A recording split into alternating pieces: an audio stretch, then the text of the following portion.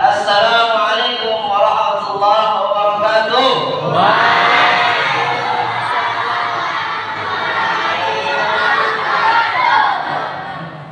Kenapa baru ramai kok? Orang luar ya, ternyata ramai orang Islam nih. Yang sepi itu salat subuh aja. Alhamdulillah, alhamdulillah wa kafa. Alhamdulillahilladzi asra bi'abdihi lailan minal masjidil haram ilal masjidil aqsa. Wassalatu wassalamu ala sayyidina Muhammadin alladzi kanat hasanatuhu la tuhsa. Allahumma salli wa sallim wa barik ala sayyidina wa maulana wa nabiyyina Muhammadin abduhu wa rasuluh. Allahumma salli wa sallim wa barik ala sayyidina Muhammad wa ala alihi wa ashabihi wan nasirina li dinihi wat tabi'ina lahum bi ihsan ila yaumiddin, amma ba'd.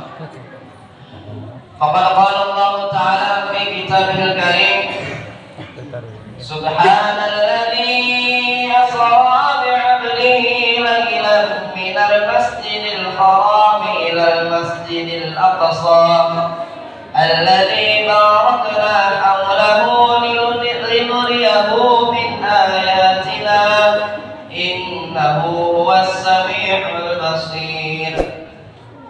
Kalau rancak suara wasmanya tadi tadi.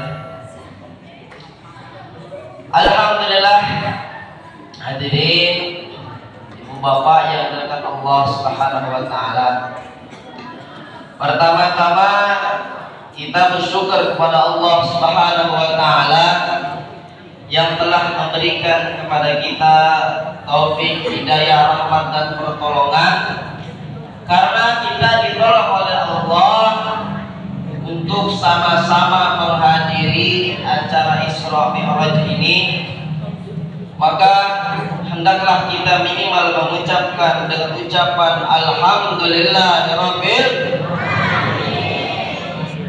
Juga tak lupa kita senantiasa mengucapkan salawat minimal dengan Allahumma salli wa sallim ala sayyidina. Hadirin jamaah yang dimuliakan Allah Subhanahu wa taala, kalau Isra Mi'raj ini kita bahas dalil, ini gak selesai-selesai ya. Ini kata Pak Haji sudah diterangkan tadi, ini cukup pembahasan hikmahnya saja. Ini kita akan membicarakan kurang lebih Isra dan Mi'raj, bagaimana menjadi momentum untuk meningkatkan iman kita, dan yang kedua untuk menguatkan ukhuwah Islamiyah kita. Ini kan kalau kita ngomong-ngomong nih, Isra Mi'raj ini nggak ada zaman Nabi. Tapi apakah setiap yang nggak ada zaman Nabi itu bid'ah dan masuk neraka? Kalau nggak ada zaman Nabi, setiap yang nggak ada zaman Nabi bid'ah dan masuk neraka, semua yang hadir di sini masuk neraka semua. Lebih dalam lagi nerakanya protokol tadi itu, kayak itu kan. Yang paling dalam yang ceramah ini, ini yang paling lama ngomong. La ilaha illallah. Tidak semudah itu untuk mengatakan bid'ah. Jadi para ulama sepakat perkara-perkara yang tidak ada di zaman Nabi itu tidak semua salah dan bid'ah dan masuk neraka. Ada batasan-batasannya.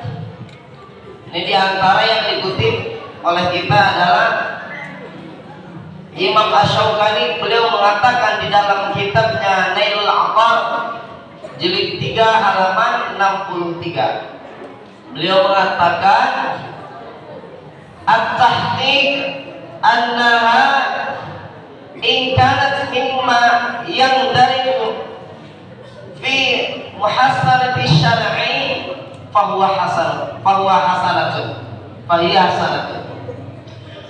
in kanat mimma yang dariju fi qafihi bahwa yastambihatun wa illa yang dariju min qismil mubah.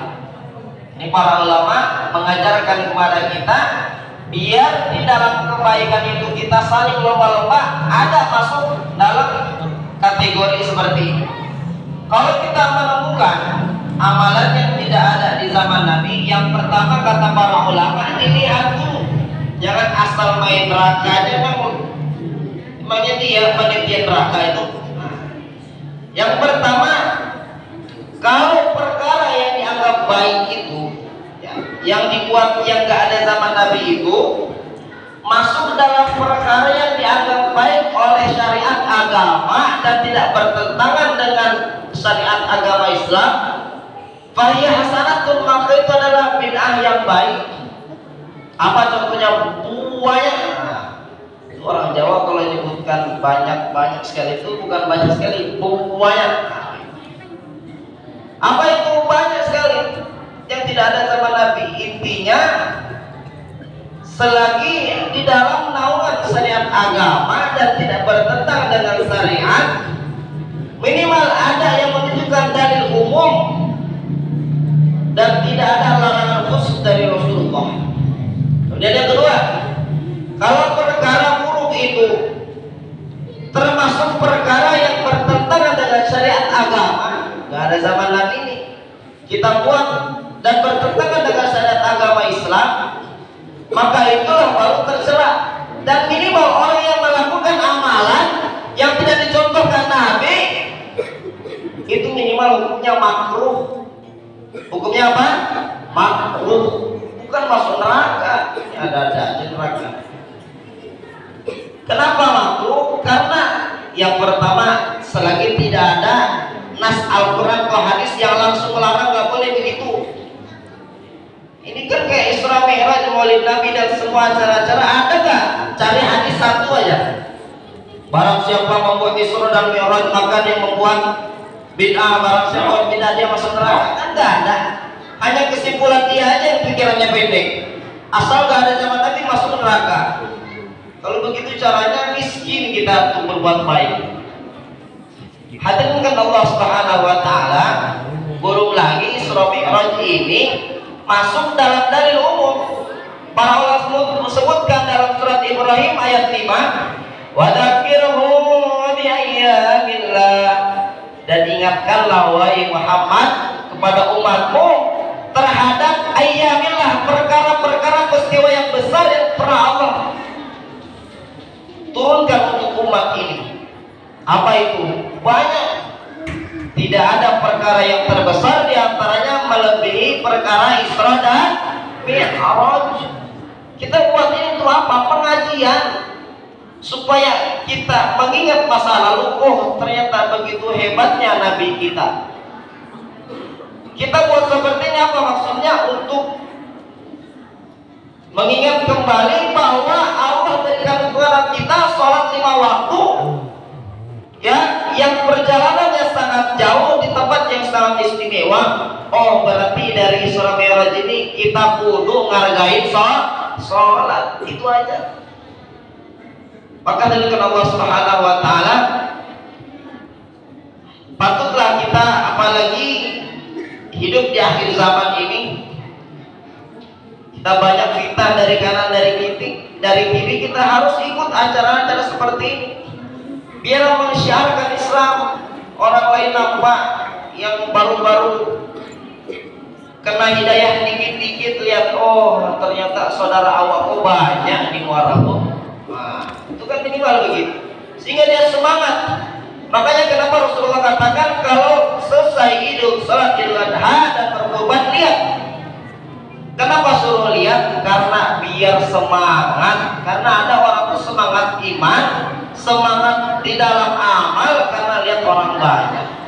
Begitupun kita. Sudah selesai nih. Kemudian langsung saja masuk dalam hikmahnya Isra dan Mi'raj. Kalau kita sebutkan sejarahnya ini panjang. Ini kayaknya panitia ngasih waktunya kurang lebih sejam 2 jam aja nih. Jadi jangan lama-lama daripada gak ada yang dengar nanti. Jadi kalau lihat sejarah sebelum Isra dan Mi'raj, Nabi itu dakwah dulu di Mekah. Berbagai tantangan, berbagai rintangan beliau hadapi. Tibalah masanya beliau diambil istri beliau yaitu Sayyidatina Khadijah. Berbarengan sebelum itu juga Allah ambil paman beliau yaitu Abu Thalib, yang 2 orang ini menjadi benteng daging dakwah beliau. Karena sudah tidak ada bentengnya, orang Arab, musyrikin Arab, kaum Quraisy ini lebih leluasa mengganggu dakwahnya Rasulullah, sehingga Rasulullah susah di Mekah. Beliau ilhamkan, diberikan wahyu oleh Allah untuk melanjutkan dakwah yang mulia ini pergi ke Thaif. Di sana beliau pikir, oh orang Thaif itu hidupnya di bawah gunung. Ini kata sebagian orang yang hidup di pegunungan itu kan pegunungan itu dingin, mungkin orangnya dingin. Itu kata Rasulullah dalam hati. Beliau pergi, ternyata ke sana lebih ganas lagi daripada orang Quraisy yang ada di Mekah, yang waktu itu suasananya panas kalau di Quraisy di Mekah.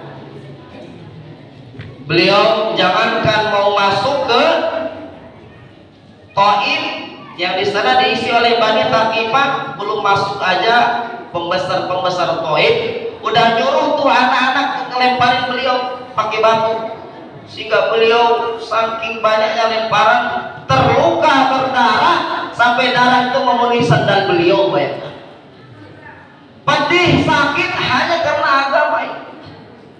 Sehingga beliau ditemani budak beliau, singgahlah di bawah pohon seraya menangis berdoa kepada Allah. Ashku dha'fa quwwati ya Allah, kuadukan kepada Engkau lemahnya aku, hinanya aku di hadapan manusia. Beliau menangis meneteskan air mata. Ya Allah, tolonglah aku. Dengar cerita doa Rasulullah itu, penjaga gunung yang gunung itu berada di Thaif tersebut turun menemui Rasulullah. Wahai Rasulullah, mendengar engkau tersakiti oleh orang-orang Thaif ini. Aku penjaga gunung mereka. Gimana kalau kutimpakan 2 gunung yang ada di Thaif tersebut hingga hancur lebur orang-orang Thaif tersebut? Tapi apa kata Rasulullah? Wahai malaikat, jangan. Kalau hari ini mereka menghinakanku karena aku memperjuangkan agama, kuharapkan anak turun mereka mau mengambil agama yang mulia ini. Begitulah mulianya hati Rasulullah sallallahu alaihi wasallam. Allahumma shalli wa sallim wa barik ala sayyidina Muhammad. Coba kalau kita dakwah, Pak Ustaz, kurang ajar orang kampung itu gimana? Hancur, hantam. Kalau kita begitu, kalau Rasulullah tidak, kalau hatinya baik. Hanya kepada Allah Subhanahu Wa Taala, lalu Allah memberikan sedikit penghiburan di antaranya. Allah kirim makhluknya yang bernama jin untuk menjadi makmum sholat beliau. Datanglah gerombolan, wahai Rasulullah, kami dari golongan jin ingin mendengar dakwah engkau. Ini dibacakan Al-Quran kepada golongan jin tersebut. Allah ingin menampakkan, kalau dakwah kita, dakwah Rasulullah, agama yang mulia ini tidak diterima oleh manusia, Allah masih mempunyai banyak makhluk yang lain. Kita gak mau ambil agama yang mulia ini, Allah ganti makhluk yang lain, kita dibuang oleh Allah. Begitulah pelajarannya dakwah beliau ini. Sehingga datanglah segorombolan jin untuk menerima dakwah beliau. Dari situlah ada yang namanya surat jin. Ini jin itu ada. Hadirkan Allah Subhanahu Wa Taala. Setelah itu Allah Subhanahu Wa Taala karena melihat dan mendengar doa beliau dan rintangan beliau begitu dahsyat untuk mengamalkan agama ini, beliau Allah berikan peristiwa Isra dan Mi'raj yang tepatnya terjadi di bulan Rajab tanggal 27 hari Senin. Hadirin Allah Subhanahu wa taala, maka pelajaran singkat sebelum kita teruskan kata para ulama, Isra Mi'raj adalah mukjizat yang sangat mulia yang tidak pernah Allah berikan kecuali hanya kepada yang mulia Nabi Agung Muhammad sallallahu alaihi wasallam. Maka kata para ulama, kalau kita ingin mulia, maka berkorbanlah untuk agama. Diri kita, harta kita, kita korbankan semuanya. Makin banyak kita berkorban, makin susah kita mengamalkan agama untuk mencari ridho Allah. Disitulah Allah makin muliakan kita. Enggak ada itu ceritanya orang yang habis-habisan karena agama Allah muliakan, tidak ada. Ini pelajaran segelumit. Kemudian Allah Subhanahu wa taala jalankan beliau yang menjelaskan di dalam Al-Qur'an sampai ada namanya surat Isra, itu mengenai Isra dan Mi'raj. Subhanalladzi asra bi'abdihi, Maha Suci Allah yang telah menjalankan hambanya. Jadi Allah jalankan, bukan Nabi sendiri yang jalan. Kalau Nabi sendiri yang jalan tidak mampu. Hebat betul Isra dan Mi'raj ini, perkara yang sangat istimewa. Berjalanlah beliau menaiki buruk. Para ulama katakan buruk tidak berkelamin, sejenis kuda yang bersayap. Dia sangat kencang larinya, saking kencangnya sekali kejapan mata akan melesat sejauh mata memandang. Sangat cepat. Beliau berjalan dari Masjidil Haram ke Masjidil Aqsa. Dari perjalanan itu Allah berikan pelajaran-pelajaran. Di antaranya Allah perintahkan kepada beliau ya untuk menziarahi kuburannya Sayyidatina Asyah, istrinya Fir'aun yang mati di tangan Fir'aun karena membela tauhid dan agama beliau. Wangi, kata Nabi Muhammad, wahai Jibril, apa ini kok wangi sekali? Itu adalah kuburannya Sayyidatina Asyah yang mengamalkan agama dan membela akidah iman. Maka beliau berziarah, beliau sholat 2 rakaat. Maka dari sini hadirin dirahmati Allah Subhanahu wa taala, kata para ulama, perjalanan safar untuk ziarah kubur itu disyariatkan agama, bukti yang dicontohkan oleh Rasulullah sallallahu alaihi wasallam. Bukan bid'ah, bukan masuk neraka. Kita ngadakan perjalanan nih ziarah makam wali songo, kita ngadakan perjalanan ziarah ke makam orang-orang soleh, itu sunnah karena Rasulullah contohkan. Singkat cerita, sampailah Masjidil Aqsa. Sebelum naik ke langit, ke Sidratil Muntaha, beliau ditawari dulu 2 minuman oleh Rasulullah, oleh malaikat Jibril. 2 minuman itu yang satunya berisi susu, yang satunya berisi arak, minuman keras. Terserah, kata malaikat Jibril, "Khud, ambillah, terserah, pilih yang mana." Tiba-tiba Rasulullah mengambil itu 1 gelas yang berisi susu. "Ya Muhammad, qad sadaqta aw sadaqta bil haqq." Wahai Muhammad, kau telah benar mengambil yang benar.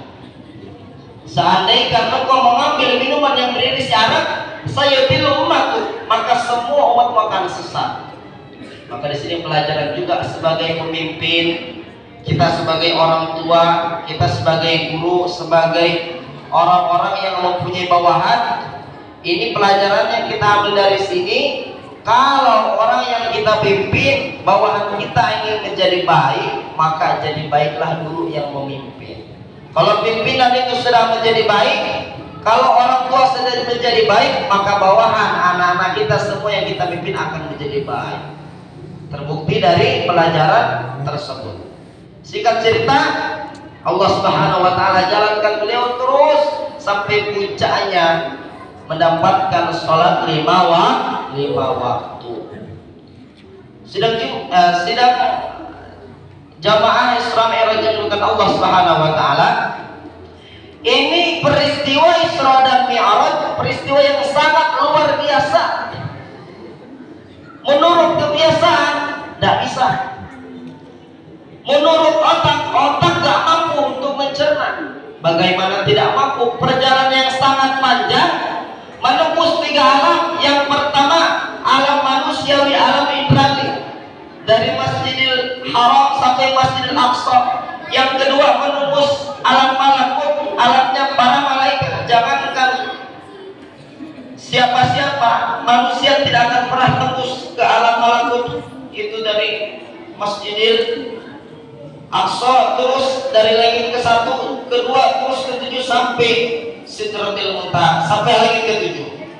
Kemudian yang ketiga ada namanya alam lahut, alam ketuhanan, yang jangankan manusia, malaikat pun nggak bisa nembus ke sana. Hadirin dimuliakan Allah Subhanahu wa taala, perjalanan yang sangat jauh ditempuh hanya sepertiga malam. Ini kan iman. Iman kudu ngerti, kalau sudah tidak bisa dipikir, dicerna oleh otak. Ini gambarannya saja lah. Ini kata-kata iman harus kita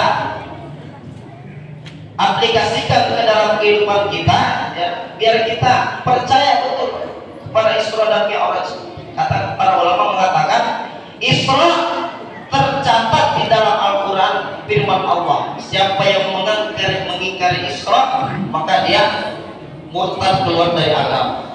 Karena ini sudah disebutkan di dalam Al-Quran. Kalau Mi'raj itu tidak disebutkan di dalam hadis, tidak disebutkan di dalam Al-Quran, disebutkan dalam hadis, maka yang tidak percaya mengingkarinya, ya, masih dikatakan sesat tapi masih aman akidah. Hadirin Bapak yang berkenan Allah Subhanahu wa taala, ini coba kita bicara iman. Kalau menurut pikiran, ini contohnya ada bapak, ada emak, ada anak kecil. Bapak, amak itu sebab, anak kecil akibat. Itu otak yang ngomong. Tapi kalau sudah Allah yang mau, otak kudu tahu diri. Ini Nabi Adam, emak nggak ada, bapak nggak ada, Allah mau jadi nggak? Jadi nggak? Jadi Allah mau. Nabi Isa, Siti Maryam, ya, suami nggak ada, Allah mau jadi. Sayang pada zaman ini banyak perempuan-perempuan yang gak mau kalah sama Sayyidatina Maryam, lahir tanpa bapak. Semoga disebut ini ganda. Amin ya rabbal alamin. Hadirin yang dimuliakan Allah Subhanahu wa taala, maka iman harus kita aplikasikan dalam kehidupan kita sehari-hari. Karena kalau iman tidak kita dahulukan di dalam perbuatan kita sehari-hari, sehingga perbuatan kita itu semaunya. Maka kata para ulama, hiduplah seperti hidupnya tukang parkir. Apa tukang parkir? Biarpun parkir di parkirannya itu mobil bagus-bagus, motor bagus-bagus, kemudian diambil satu persatu, dia nggak sedih. Ada mobil banyak bagus-bagus mereknya, dia nggak bangga. Habis satu persatu, dia juga nggak sedih. Kenapa? Karena orang tukang parkir, ya, ini ada ilmu tasawufnya, merasa dititipin, bukan memilih, bukan memiliki. Maka ibu bapak yang dimuliakan Allah Subhanahu wa taala, kita pun seperti itu. Yang pertama, titipan gak boleh menjadikan kita sombong. Cuma dititipin doang, kok sombong, gak pantas dong. Sedangkan hadirin Allah Subhanahu wa taala, ada orang dititipin jabatan, sombongnya minta ampun. Ada nggak orang pejabat sombong? Ada pejabat sombong? Siapa? Fir'aun. Itu yang sombong-sombong, orang tuanya Fir'aun. Sombongnya setengah mati. Allah titipin jabatan sebentar. Ada orang yang dititipin harta, pelitnya 17 setan. Ada fakir miskin gak dibantu, anak yatim gak dibantu, masjid lagi bangun gak peduli, pelit amat. Dititipin kok sombong, gak pantas dong. Enak aja dong. Ini pahami, ini pelajaran bagi kita. Ibu bapak dekat Allah Subhanahu wa taala. Yang kedua, titipan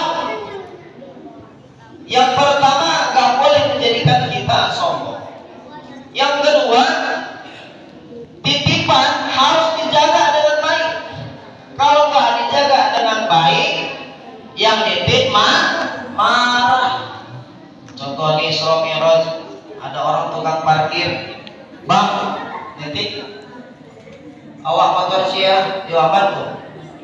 Pulang dari Isra Mi'raj, spion hilang, knalpot rusak, ya. Ustaz nggak bisa. Kira-kira yang nitip marah apa enggak? Yang nitip marah apa enggak? Marah. Karena titipan harus kita jagai. Allah titip kita harta, Allah titip kita anak, Allah titip kita keluarga, Allah titip kita jabatan, maka harus digunakan, dijaga dengan baik. Kalau enggak, yang nitip marah. Siapa yang marah? Allah. Kalau Allah sudah marah, Allah diutuk pasukan yang lain. Akhirnya apa? Meromok demam, Gunung Merapi batuk, banjir. Baru lama ini Turki gempa.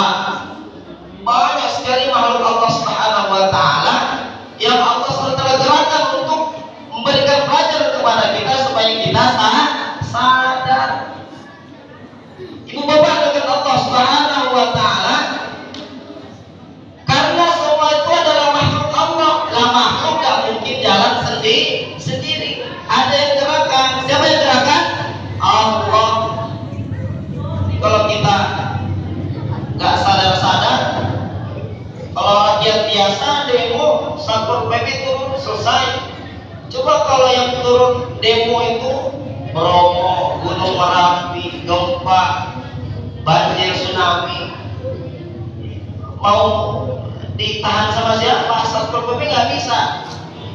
Akhirnya kan dulu Gunung Merapi ketika hancur, ketika meletus, semua kena bencana. Karena apa? Karena kita ini nggak sadar-sadar, akhirnya Allah sadarkan lewat makhluk. Ibu bapak yang bukan Allah Subhanahu wa Ta'ala, maka yang pertama iman. Iman kita harus jaga. Kita harus jaga kepada anak-anak kita. Iman harus kita jaga betul. Punya anak kita sekolahinnya sekolah yang benar. Jangan sampai sekolah yang nggak benar. Karena kita punya anak, wajib kita kasih makan, wajib kita kasih minum, wajib kita kasih pakaian, juga wajib kita kasih pendidikan yang benar. Kita bodohkan anak kita supaya jadi orang soleh. Tapi juga jangan sampai salah pondok. Lihat-lihat akidahnya betul kagak itu pondok. Ini main pondokan aja, kalau pulang nggak mau takziah, nggak mau tahlilan, ibu bapaknya mati nggak didoakannya, Isra dan Mi'raj nggak pergi, hanya hancur generasi kita. Maka kita lihat-lihat, coba pondokan anak kita ataupun sekolahkan di sekolah boarding school Islam yang betul-betul menjaga ketauhidan. Ini coba contoh kalau anak TK di sekolah ini, sekolah Islam yang ajarannya tauhid, itu kan diajarinnya aja sekalian diajarin tauhid. Allah Tuhan saya, Tuhan saya Allah. Kalau bukan Allah, bukan Tuhan kita.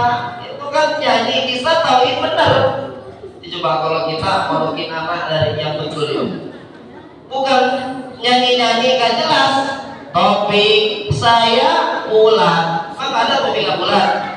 Ini dari dulu topik pun bulan. Ibu bapak dengan Allah Subhanahu wa Ta'ala, maka kita jaga anak-anak kita, jaga iman kita, kita wariskan. Kemudian ibu bapak dengan Allah Subhanahu wa Ta'ala, yang kedua, ini pelajaran Isra Mi'raj. Isra Mi'raj bagaimana menjadikan kita ya tambah kuat ukhuwah Islamiyah kita. Ketika Isra Mi'raj dikabarkan oleh Rasulullah kepada orang-orang di Mekah yang kafir tambah kafir, yang ragu tambah ragu-ragu, akhirnya jadi kafir lagi.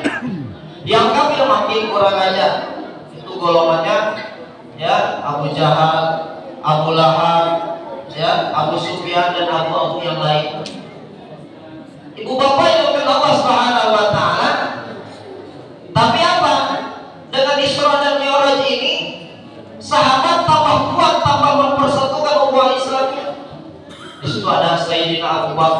yang percaya. Di situ ada Sayyidina Umar, Sayyidina Uthman, Sayyidina Ali. Sehingga dengan Isra dan Mi'raj ini menjadikan mereka kuat ukhuwah Islamiyahnya. Kita pun seperti itu. Ini kata Rasulullah, al-mu'min kal jasadil wahid, orang iman itu seperti satu badan.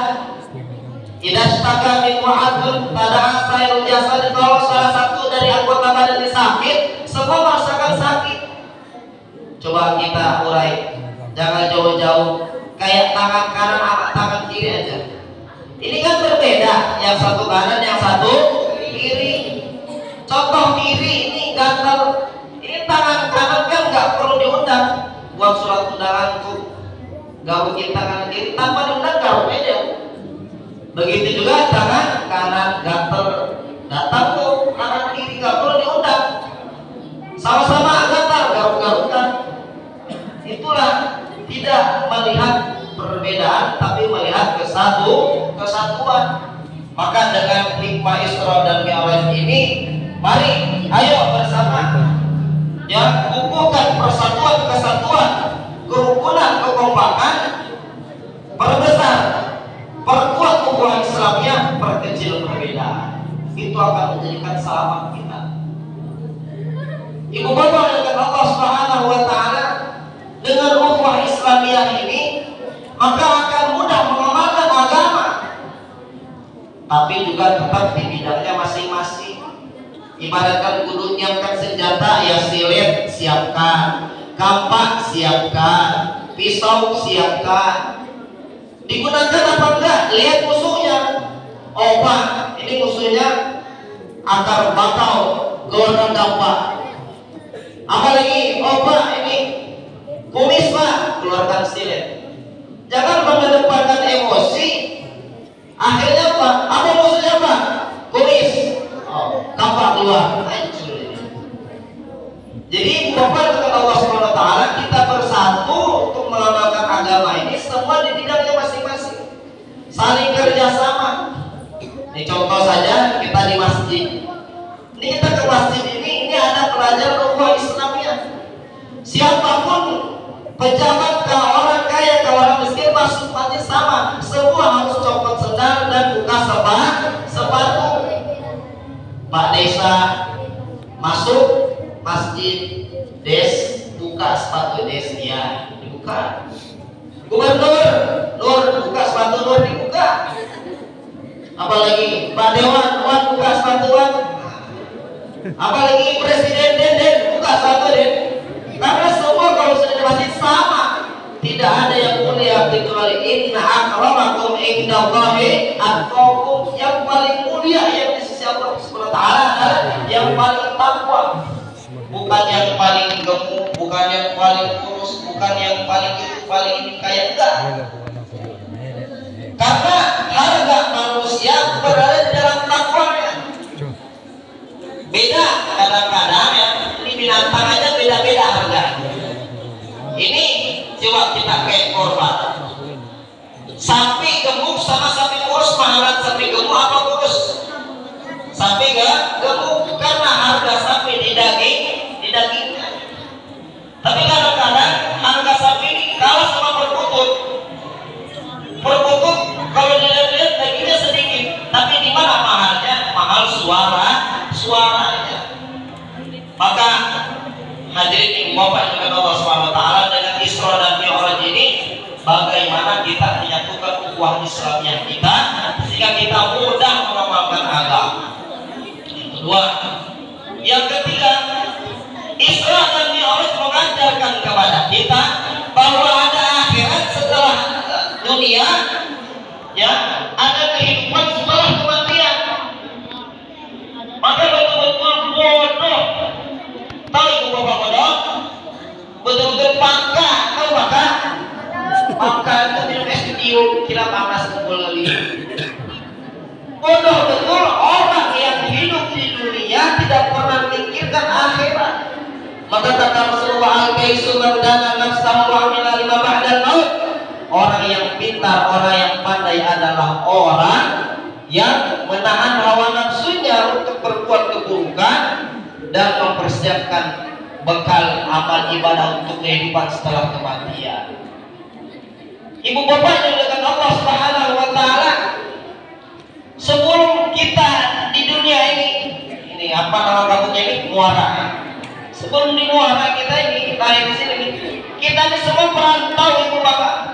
Perantau kudu tahu diri, gak boleh tetap lama-lama. Perantau harus pulang. Maka orang kalau sudah selesai merantau di dunia, pulang ke akhirat dikatakan telah pulang ke rahmatullah, telah meninggalkan dunia. Sebelum di dunia ini kita di mana? Kita di alam arwah. Di mana alam arwah? Gak tahu, Allah yang maha tahu. Sampai kapan gak tahu, Allah yang maha tahu. Setelah di alam arwah, ya, yang tahu hanya Allah. Sebelum diciptakan jasad, Allah ciptakan arwah dulu. Kemudian apa? Kemudian Allah satukan di alam rahim, yaitu antara ketemunya jasad dengan ruh. Berapa lama di alam rahim? Dalam kandungan ibu kita 9 bulan. Ada yang 9 bulan, ada yang 2 tahun. Lama amat ketem itu. Ada yang keluar dari kumisan, ada juga. Ibu bapak yang mengatakan Allah Subhanahu wa taala, kita diperantau. Setelah merantau di alam arwah, kita merantau di alam dunia. Coba nih remaja-remaja nih coba dengarkan nih, anak nih dengarkan ya. Coba kita bayangin ibu kita ngandung 9 bulan, itu betul-betul sangat susah betul. Jangankan pas ngelahirin, pas ngidam aja ibu kita udah disiksa tuh. Ini kadang ngidam mintanya aneh-aneh, ya. Yang nggak musim-musim dimintain tuh, ya. Apa? Suruh nyolong mangga tetangga, panjat kelapa malam-malam. Ini kita udah siksa di pas ngidam. Malam-malam pengen pegang kepala mobil maksudnya, pikiran cowok. Ibu bapak kata Allah Subhanahu wa taala, dari mulai ngidam sudah disiksa ya Pak ibu kita. Belum lagi nanti melahirkan, bercampur keringat, darah, air mata menjadi satu bagaikan kulit yang ditarik hidup. Itu lahir itu sakitnya minta ampun, jerit-jerit, sangat sakit. Bapaknya walaupun ibu jangan buat kan, dia ngerokok aja kalau bisa lahir santai aja. Namanya penanam modal santai. Ibu boleh kata Allah Subhanahu wa taala sangat sakit. 9 bulan kita di dalam perut ibu kita bayangin bagaimana perjuangan ibu kita coba. Maka ibu bapak kita tuh keramat kata para ulama. Kalau udah durhaka sama ibu bapak kita, wassalam tutup buku dan gak akan selamat di dunia maupun di akhirat. Salah satu dosa terbesar adalah dosa durhaka kepada orang tua. Kalaupun kita hasil dari segi rezekinya, Allah gak akan berikan keberkahan. Kalaupun Allah panjangkan umur kita, umur panjang gak akan pernah dipakai di dalam kebaikan itu kalau durhaka sama orang tua. Makanya kita minta maaf, selalu minta maaf kepada orang tua, minta ridho.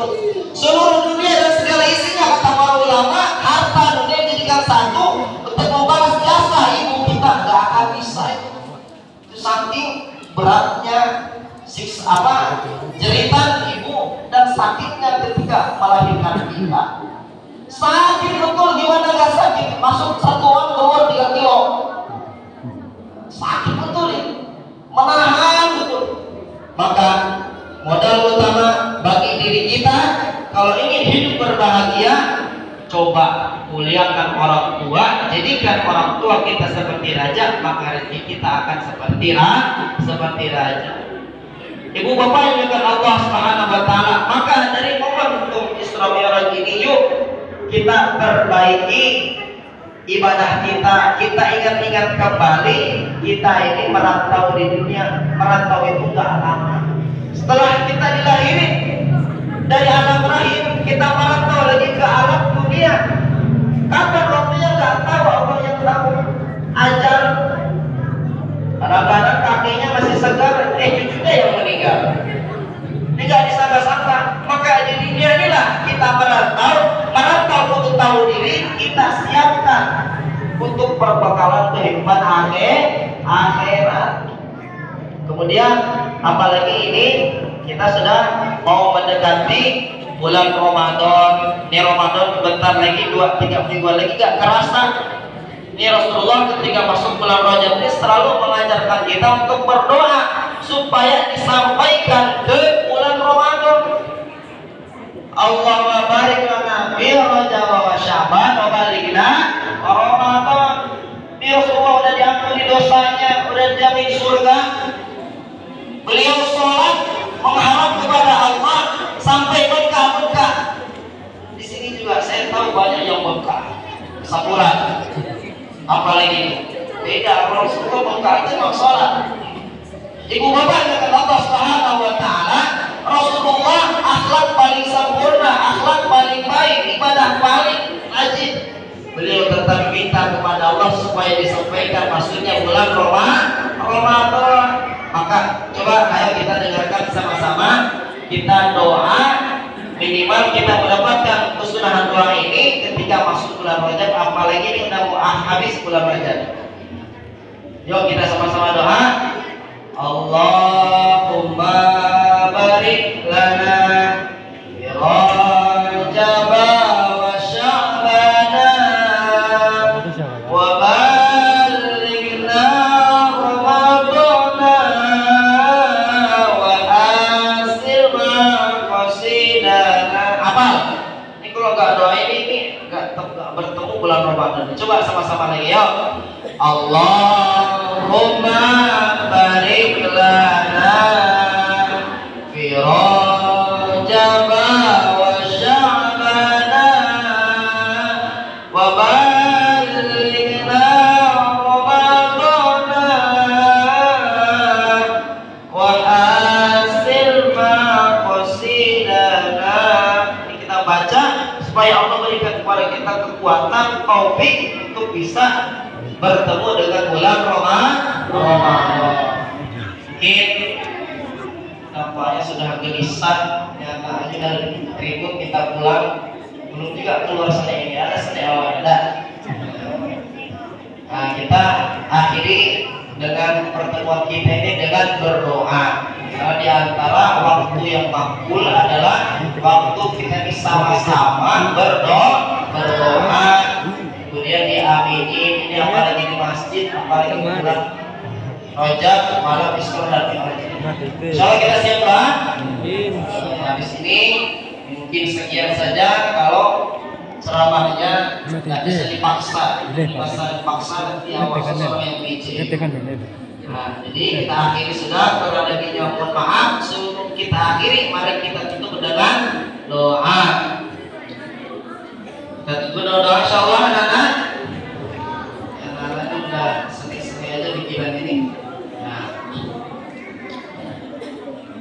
kita sebelum doa, mari kita kirim Al-Fatihah kepada saudara-saudara kita yang terkena musibah, khususnya mereka yang di Turki sana dan di Timur Tengah. Semoga Allah ampuni dosa-dosanya. Amin ya Allah Rabbal Alamin. Yang di sini semoga Allah membayar ataupun melunaskan hutang-hutangnya. Amin. Allah selesaikan seluruh masalahnya. Amin. Paling keras anak-anak yang 4 bulan anaknya Pak. Kemudian Allah mudahkan seluruh urusannya, Allah menjaga iman kita, Allah memberikan kepada kita husnul khotimah. Kita sebelum kita berdoa, mari kita sekali lagi membaca Al-Fatihah ala aniyah wa ala kullu niyatin shalihah. Al-Fatihah.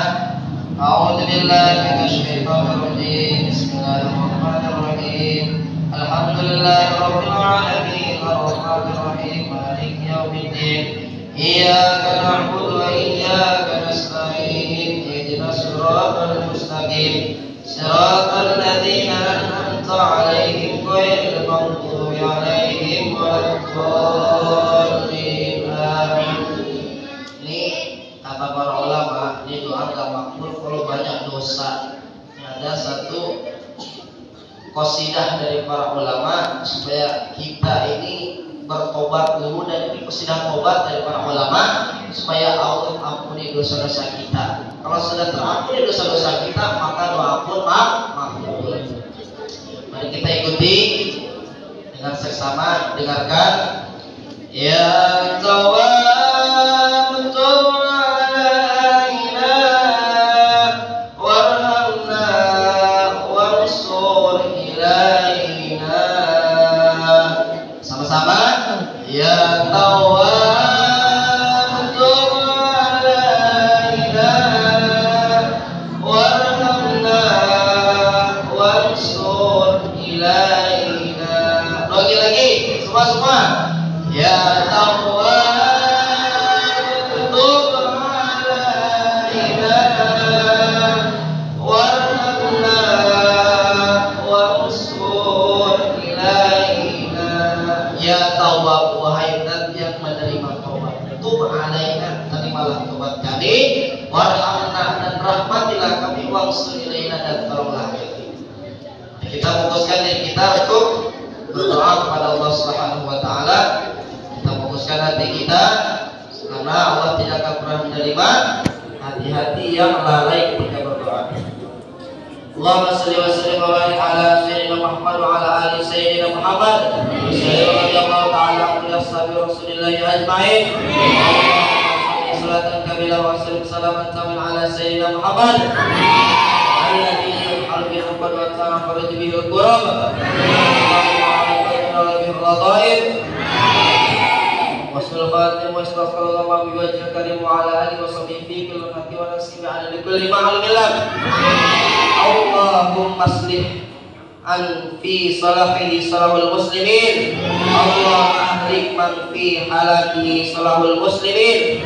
Allahumma izzal islam wal muslimin wa adilla syirka wal musyrikin wa dammir a'da'ad-din wa hifazat al-islam 'ala al-haqq ya rabbal alamin.